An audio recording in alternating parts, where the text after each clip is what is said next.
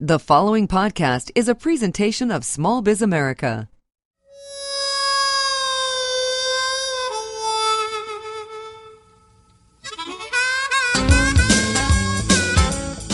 This is Beyond Networking. And now, here's your host, Ron Sukenick. Well, good morning and welcome to Beyond Networking Being with Ron Sukenick. And I am Ron Sukenick, and I'm glad you can join us. You know, this is the weekend after, or not even the weekend. I mean, this is after the weekend of Thanksgiving. Hope that everybody in this country that celebrated Thanksgiving had a time to reflect and certainly be thankful for what's going on in your life. And if you're tuning in for the very first time, this weekly podcast is about taking networking and relationship process to another level. And we do this by inviting on innovative thinkers and creators that can and do share real strategies and real techniques on how you can be and take your thinking to another level, whether it's being with self, being in business, being on a team, being in a relationship. That's what we're here to talk about this morning. So let's jump right into the program and introduce a lady that can surely help us in doing just that. I don't know how many of you have heard of Andrea Nierenberg, but she has been called a networking success by a lot of people, including Wall Street. In fact, she's got over 5,000 contacts that she maintains a system on how she can stay in touch and how she can build relationships. She's the founder of the Nierenberg Group, many years of experience in consulting with some of America's top companies. She's a quoted expert, a respected author. In fact, we're going to be talking about at least one of her books. Her first book was Nonstop Networking, How to Improve Your Life, Luck, and Career. And her second book, which I'm going to really spend a little bit more time talking about, is $1 Million Networking, the sure way to find, grow, and keep your business. Andrea, welcome to the show. Thank you, Ron. And, you know, I have to send you my newest book, which just came out 3 weeks ago, Savvy Networking. What's it called? Savvy Networking, 118. Savvy Networking. Well, it's 118 goodness, fast and effective tips for success. 118. We'll talk about that in just a moment. You know, I'm curious, and I'm sure you know this, Andrea. Help me out here. You know, networking is quite awkward for most people. It's hit and miss. It's situational. It always seems like it's about individual success. And, in fact, more people today are not following up after they meet someone for the first time. Exactly. What's your take on that, and why do you think that's so? Oh, that's such a big question. First of all, I think the word networking is a misunderstood word. I look at it very much as a broad, almost umbrella, because underneath that is relationships. And networking, I always say the opposite of networking is not working, that every time you meet someone, you can learn from them and be a resource and give first. But you have to maintain follow-up skills and connections. Otherwise, forget it. Nothing works. Well, you know, I noticed in your the second book, The $1 Million Networking, in chapter 7, you talk a little bit about follow-up, a road for success. My God, but help me understand this. I want to get beyond networking. Right. Look, you and I know that networking serves us well, right? We can pass business cards. We can make follow-up phone calls. My question from your experience is, why don't people do this? Well, first of all, I have to tell you that I might disagree a little, because I don't think networking is about passing business cards. I think it's about creating quality connections. And if it means a business card, that's one thing. But my point is, too many people just randomly throw out their cards, think that people are going to immediately buy their service or hire them. They don't even know them. They haven't developed a rapport. There's no trust. There's no advocacy. There's nothing. So why would they do that? So I think what people want is, when they hear networking, unfortunately, they think about the quick gain to themselves, when you and I both know that it's part of the process and a tool that gets you to the table to do business or to create another partnership or sell your products or service. But it has to happen with follow-up, and you have to take the time. It's not a quick kind of thing. It takes time. Now, on the other hand, some people will say to me, and I don't mean to just jump in, but people will say to me, how come you were able to get into that company and it's so hard for anyone to get into it? I said, it may look like it was easy, but it may have taken me 5 years between this relationship, that relationship, staying in touch. One person led to another, but always getting back to each person to say thank you, and then the door opened. Okay, now I know we're on the same page, and I agree with you. You know, to me, it's not about the shaking of hands, Right. the passing No. of business cards, and the follow-up calls. But let's go back to an earlier comment. You talked about quality connection. Right. You're using terms like relationship. Right. And it always seems to me that most people are not looking at this concept of quality connection and relationship. Is it because they don't understand it, not sure how to do it? Exactly. I think both of those, and I think on the other hand that if whoever's listening and people say, well, they want people to refer them or to buy their product or to give them a referral, like we said. But why would we do that until you know about the person, trust them, have some sort of rapport with them, and are able to help them first? Is what I don't understand.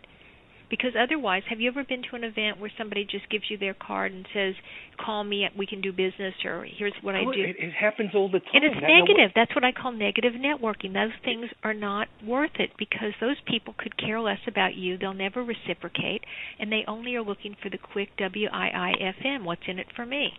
So help me out. You go to an event, Andrea, and somebody does that. Are you doing an on-the-spot correction, or what are you saying to them? No, I basically do my exit strategy. It's been nice talking to you. Thank you. If I have any need for your product or service, I'll be sure to contact you. Have a nice evening.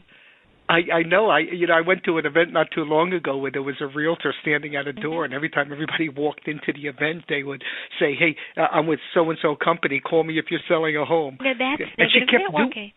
So you're calling it negative networking. Yeah, and I'll tell you something. In her book, though, she probably figured, okay, it's a numbers game. If 1 out of 50 people stop me or follow up with me, then it's a good thing. People are not. We're not going to change everyone's minds. But I know myself. I have my real estate license, and I'm a referring agent. That's all it is. Just refer. I only refer to one company, and I only do when people ask me, who do I know? I refer somebody because the person is honest, an advocate, thorough, and will be a good reflection back on me, so I'm not embarrassed to refer her. Okay, so help me out on this then, Andrea. So we can tell the type of person that you are. Yeah. You love building relationships with people. You've got to start somewhere, so let's start at the very beginning. How do you make your determination on who you're going to build those quality connections and build those relationships with? Well, it's an interesting one. It can be challenging because, you have some people you click with right away and you just know that you're going to be able to have some sort of rapport. It's about finding out common interests. It's about learning something about them. It's about follow-up. I know one way I can tell is if I meet someone somewhere and they send me something or they ask me to follow up and I do, and at least even if they're not interested in my product or service at the time, but they follow up with me. They say, thank you, let's stay in touch. Call me back on a certain time. And I always ask people, what's your preferred method of communication? How's the best way to stay in touch with you? As I learn about people, I have a list of 28 things that I ask people over time. Now, over time are the key phrase there, that I learn about. So things that help me build the relationship with them, like where they're from, family things, vacation, foods, interests, how they got into their business, what are some of the things they're looking for. And I always ask somebody, how do I know when I'm speaking to somebody you might be interested in meeting? Now, I may not have the answer, but if I don't ask, how will I know if I do run into someone that they might be interested in meeting or connecting with? I noticed that, and I hadn't had a chance to read your book, but the fact is you have it. I think it's chapter 6. Mm-hmm. You talk about the introvert's networking advantage. Okay, help me out on this one. The quiet way to success. Yeah. Could you share a little bit about that? Absolutely. I'm an introvert, and I'm a learned extrovert in many ways. So my natural style is introverted, and a lot of people will say to me, well, I'm quiet, I'm shy, I don't go to events. I say, well, you don't even have to go to events because networking is life. Think about how many people you meet just in everyday life, in your companies, people you deal with all the time. But the quiet person is somebody very often, or the introverted one, who will listen more carefully and more conscientiously than more extroverted. Now, I'm not saying stereotypes. I'm just saying if you do, general, you'll hear a lot of people because they're so interested. They'll read all the fine print. They'll make sure if you go to their website or something, they'll read things, so they'll come back with questions that could be of interest to the other person. So, Ron, how did you become interested in your field? How did you get involved? I noticed on your website I saw this, this, and this. Things like that people that are more quiet, they'll have a plan of action. So what you're doing is but if you're meeting them at an event, mm-hmm. it's prior to getting a chance to review their website. Okay, no. If you meet them at an event, and again, I must say, and this is why we're kind of going off on a couple of things, the event is only one place, one area that you can network or build relationships or connect with people. That's just one place. I mean, if I meet people at an event, before I go to an event, though, I go to the website. I learn about the organization.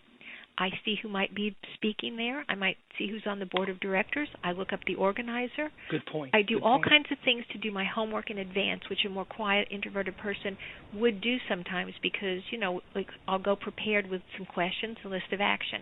I might say to the organizer, I'm new. Could you perhaps introduce me to one or two people that you might think would be interesting for me to start to talk to? But I would have done my homework on that person. Got it, which makes sense. Now help me out on this, Andrea. I'm interested in building a network, a system of elements, people linking together. I'm interested in quality connection. How do I maintain these relationships that I'm developing, and how fast can I, in fact, put a relationship in place according to the way you think? I don't know how fast, because I can tell you that some relationships develop quickly, others take it's like a slow burn. It takes time. So you just have to maintain. For example, when you said earlier that I have 5,000, it's so interesting because my newsletter probably goes to 5,000, but it's physically and mentally impossible, and no one could possibly keep up personally with that many people. My primary network, which are my people I do stay in touch with the most through calls and get-togethers and meetings, and throughout the year, are probably about 200. And then the others reach out through them because I send out my newsletter. And when anybody emails me or calls me, I always return calls, which is where I think that's the other thing.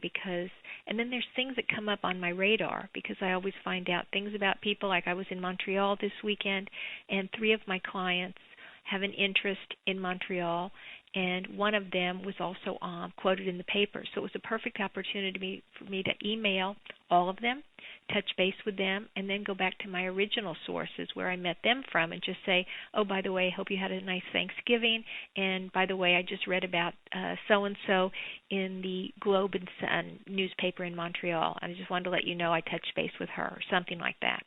Just touching base with people. Because in today's world, is it an order?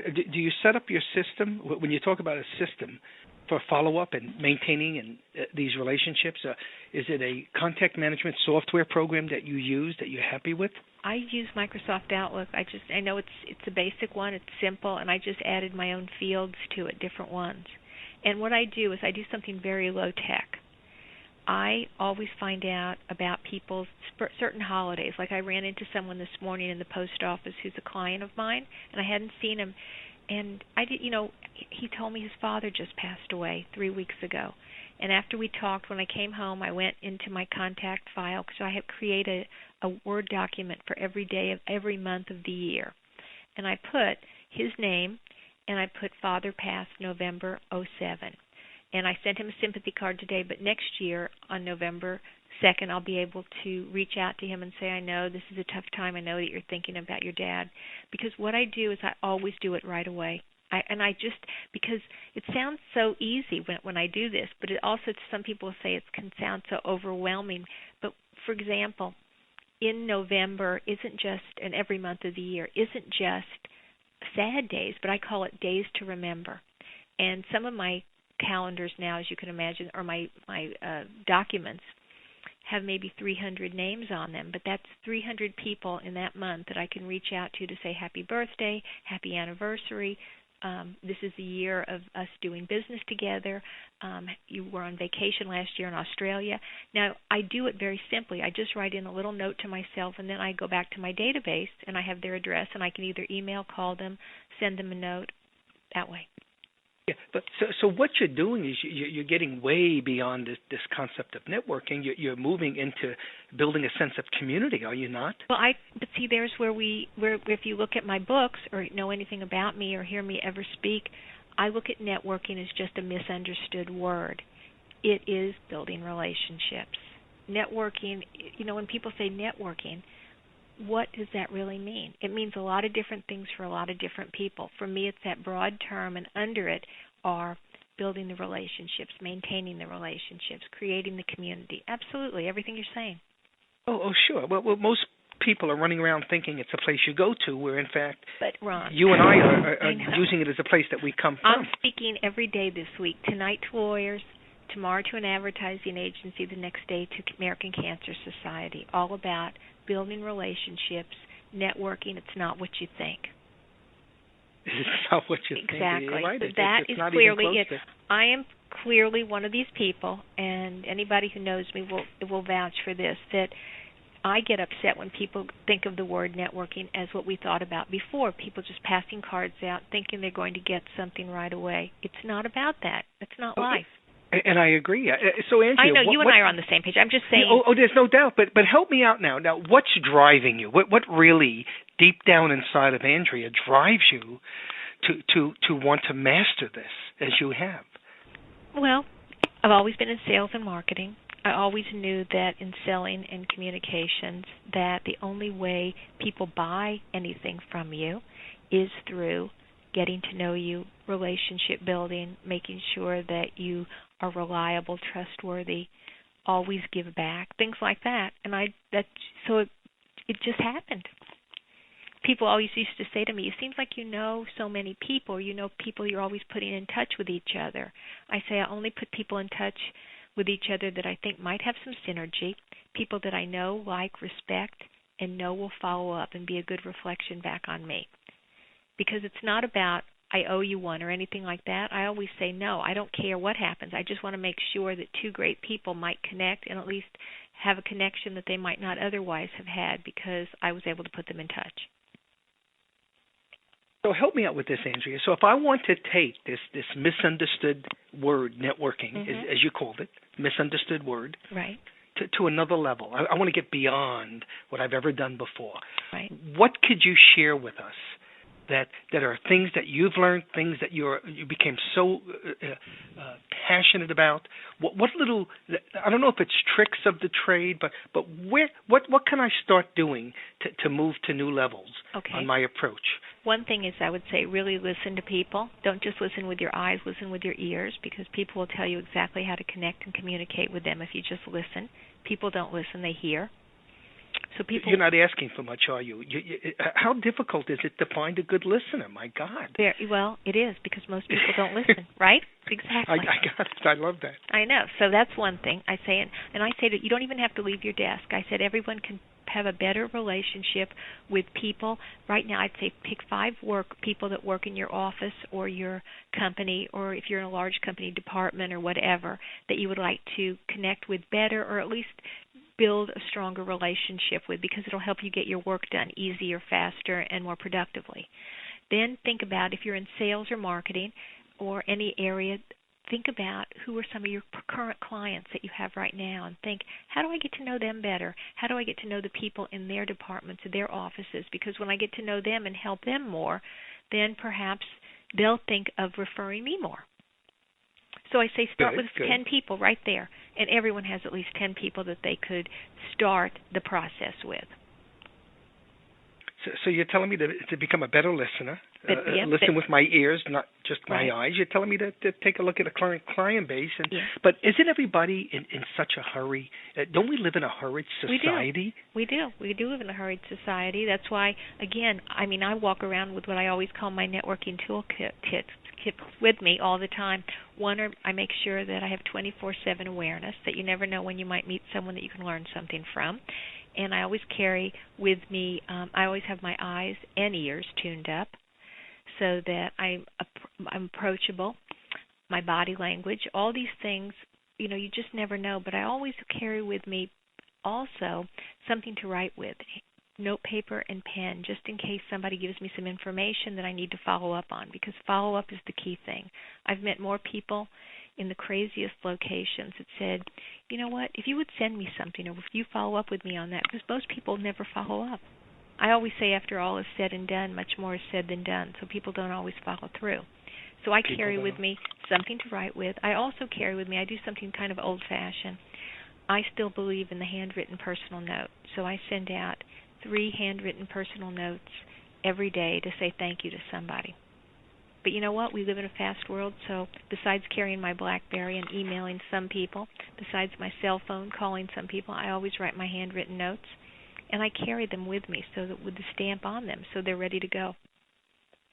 You know, one thing I've noticed, at least in your second book, you have a story about how networking has changed your life. Could you share it with us for a moment? Yes, I'm trying to remember which one. You have to give me a little help. Networking has changed your life. I mean, that's the bottom line, I'm sure. It has, because it's just being aware. It has been. I mean, what happened to me, I was in a bad car accident. I guess it's almost 19 years ago now. And I was, at that point, still in the magazine publishing business. And I remember what it was like being in the hospital. And I think I received over 160 bouquets of flowers at that time. And it was so funny because they couldn't deliver them to my room because I was in intensive care. And the funny thing was that I got a call from somebody in the reception area. They said, the florists want to know who you are, because they've had their highest day of sales, evidently. And I laughed because I said, I'm nobody. I'm just like a regular person. But because I had made so many relationships and had so many different people that were wonderful connections, you know, it was so nice. But what I did, and I think that this is one of my stories, I know I've got several, is I ended up having all the flowers delivered and given to all the rooms in the hospital and to all the doctors and nurses, because they all, you know, it was around the holidays, and it was nice that they all got, and I kept all the notes and wrote thank you notes to everyone. Well, there's no shortage of stories, but I guess the biggest joy is what? Giving joyful experience to other people, I would think. Yeah, absolutely. Oh, yeah, because it is. It's about that. You know, your whole program is about beyond networking, and I think you also, and I know agree with me, that the word is a misunderstood word, and the word is what gives people a bad connotation. I mean, people will sometimes introduce me as Andrea Nierenberg, you know, super networker, and I sometimes when I get in front of the group, I'll say, "Ooh, I don't know if I like that term. What comes to mind when you hear super networker? That I'm going to run around trying to get to know all of you in here?" And I always laugh. I say, you know, if I'm speaking in front of a group of 1,000 people, which is very often, I say, if I'm lucky enough today to meet and connect with 5 of you and be able to stay in touch and connect and have some sort of a connection, a rapport over time, that will be a gift. I said it would be wonderful to meet all of you, but we all know it's physically and mentally impossible to do that and maintain a real relationship. However, what I do is anybody, and people know this about me, anybody who calls me, writes me, sends me anything, I always follow up ASAP. Isn't that how we met? It's exactly how we met. In fact, the bottom line of networking is visibility. So I was looking for an interesting person that maybe come on the show. Up comes you, never met you before, but hey, guess what? We can maybe be friends, and absolutely. Hopefully you'll send me an email at least once a year, maybe every 6 months. And I have to Andrea, help me out with Now help me out with this, because you're writing about this misunderstood word. What's the distinction between this new book, for a moment, called Savvy Networking, and the previous work that you've done? Well, as you know, Nonstop Networking was really my very first book, and that was very much like beginners, like taking it everything to, like, we're networking we don't even realize, which was, I think, what people find out all the time. They're like, oh, yeah, well, my friend told me to go to that restaurant, or my friend told me to go to that company. Well, that's networking, because that friend believed in you and opened the door. Then I talk about the basics, how to go to an event, how to follow through. The second book is much more sales-oriented, because it's really about how to find, grow, and keep those relationships in business. The third book is the kind of book, it's just 118 fast and effective tips with little stories and vignettes under each tip, which is the kind of book that you can get on the plane in New York, and by the time you're in Indianapolis, have finished the book and have some follow-up actionable ideas. And that's what people have been saying to me in the last 3 weeks. I love this book because it gave me action and easy-to-implement actionable ideas. That's the key. People want today, as you said, fast, bite-sized, and quick. Well, everybody wants what they want now. I mean, so everything has to be fast. However, okay, go ahead, I'm listening. Okay, and my thing is you got to do the action part. And the thing is, course you No. do. I know you know this, but here's what I like when I tell, and I'll be speaking on this even later. What happens is a lot of times when the books came out a few years ago, the South Beach diet and the Atkins diet, they flew off the shelf. People wanted the books, but they didn't follow the formulas in the book, so they didn't lose weight. They just figured if the book sat by their bedstand, they would lose weight by osmosis. It won't. Am I right, though? I guess so. Yeah. So you're thinking that maybe if people just kept your book by the bed, that they could become a savvy networker. Exactly. It won't happen. It won't happen. But I also say to people, and I always say, but don't do everything at once. Go through the book. Just take one. Try that one. See how that. Can you give us one now? Give me one right now. Absolutely. Let me hear a great tip. Absolutely. One is to send out 3 handwritten notes today. And most people won't do 3, so I go down to 1. I say be like a vitamin do 1 a day. Send 1 note to somebody. You could say, Happy Thanksgiving, Happy Birthday, Happy Day, thanks for your business. Or if somebody called me, like I got a call before, and the person wasn't able to hire me because they couldn't work in my budget and everything. So I said, but I wrote a thank you note, and I said, thank you for your time and consideration. I look forward to staying in touch. Maybe I can refer some other people to you, or perhaps there'll be an opportunity down the road. But thanks so much. That happens so often where I just do that, and people are always in shock. Like, I can't believe that you wrote to me. So I say extend yourself. Just send out a quick note. That's one thing. And that makes so much sense. You know, today we've been speaking with a speaker, consultant, and author, Andrea Nierenberg, author of 3 books, new one coming out. And for those that want to learn more about Andrea Nierenberg, please visit her website. She's at the Nierenberg Group, but she's reachable at selfmarketing.com. Andrea, I think the number to reach you at, is it okay that we give that out? Absolutely. Of course. What are you going to say? No? Give it out. Is it 212-980-0930? Exactly. And I always call back. But and she does, everybody. She does.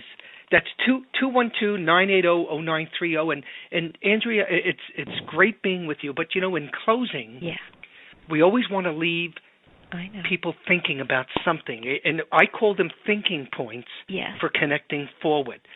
So, Andrea, what thinking point can you leave for the audience today? Okay, I would say to people, think about how you got your job or how you decided to go on your last vacation, and who was it or what was it that helped you get there. And maybe it's somebody you haven't even been in touch with for a while. Maybe it has been. But no matter what, reach out to that person and just say, thank you. What can I do for you today? Wow. Well done. And it's getting me thinking, and hopefully it's getting everybody else thinking. Andrea, thank you so much. Ron, thank you. For taking you. A few moments of your busy day. And in the mail, you'll be having a copy of Savvy Network. It's on the way to you already. Oh, my goodness. Then I'm going to have to keep talking about it. You've been great. Thank you so much, and I look forward to staying in touch with you. Oh, I look forward to it, Andrea. Thanks so much. Okay, bye-bye, Ron. Thank you. Bye-bye, everybody. Thanks for listening to Beyond Networking. For more information or to subscribe to this podcast, visit smallbizamerica.com. Small Biz America.